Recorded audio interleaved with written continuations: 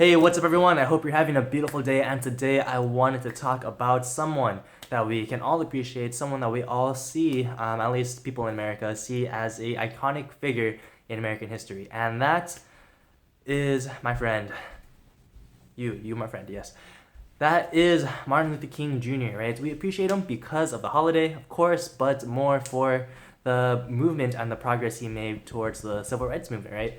And one of the things that I really want to talk about was his ability to influence, okay? So, as some of you guys might have known or might not have thought of, was that during this time, uh, his movement, right, his boycotts, his protest, right, they were actually very, very unpopular at the time, right?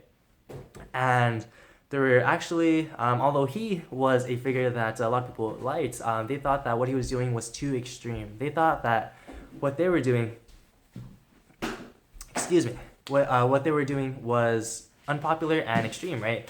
But nonetheless, he was able to motivate, influence, and move a whole entire country almost, an entire community of people to take up a stand for, what they saw as injustice, okay? And though I'm sure a lot of people think that it still isn't completely fixed, right? That his dream isn't completely accomplished, that since then there has been a lot of progress that is a direct result of, Dr. Martin Luther King's, you know, help, right? But especially, right, specifically with his speeches, right? Because he was a big proponent of nonviolent protest, right? And what that meant was that a lot of his influence, a lot of his power, a lot of his control over how people felt and how he moved people was through his words, right? Through his very powerful words, right? And a big part of why they were so powerful was because each word he used were very deliberately chosen to create a story, to create a picture for us, a picture and a story that symbolized, that created a sense of belonging, not only for those who listened, but a sense of hope and a sense of community, a sense of being better than they were today, okay, or than they were then.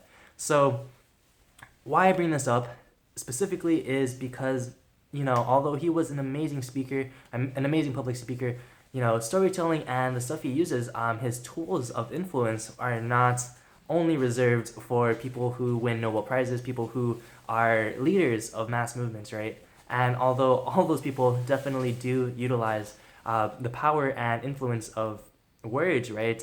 Words strung together to create something very much more powerful. Story and storytelling is something that all of us, regardless of our position in life, position in however we think, right, that we can all use to influence and to leverage, right, as a tool of influence, okay? And storytelling specifically can be used, right, in any situation where there are people, right? And as in Martin Luther King's case, it was a case of influencing people for a social movement, right? But for your case, it might just be to influence your family or your friends to do something or to convince them to do something that's related to a cause that you believe in. Or maybe it's to sell a product to a client or a customer, right? Not even sell them, but just so that they believe in what you have to offer, right? What you have to give them, right? And honestly, if you want to learn the key basic stories of how to do something, maybe not to the level of MLK, but something close to there, right? You can check out the free e-course that I made on storytelling, right, in the description below. Check that out, right? But honestly, I really do believe that story is an extremely powerful tool, right? We see this in MLK's speeches. We see this in many other people, many other powerful and influential people's speeches, okay, and in their talk, right? But again, MLK was able to influence and move huge masses of people, right, in a very unpopular time when it was extremely unpopular to take action against what was happening, right?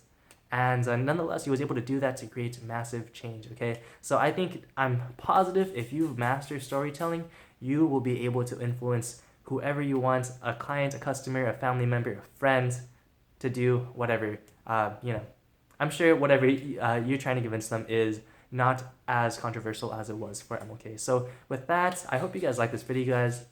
I hope you guys liked this video. If you guys did, please give it a big thumbs up, right?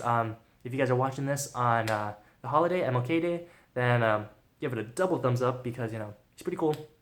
And yeah, leave a comment in the comment section below if you agree, if you disagree, if you want to just comment on anything, okay? So with that, I hope you guys liked this video. Make sure to subscribe. Hope you guys liked it. All right, so I'll see you guys tomorrow.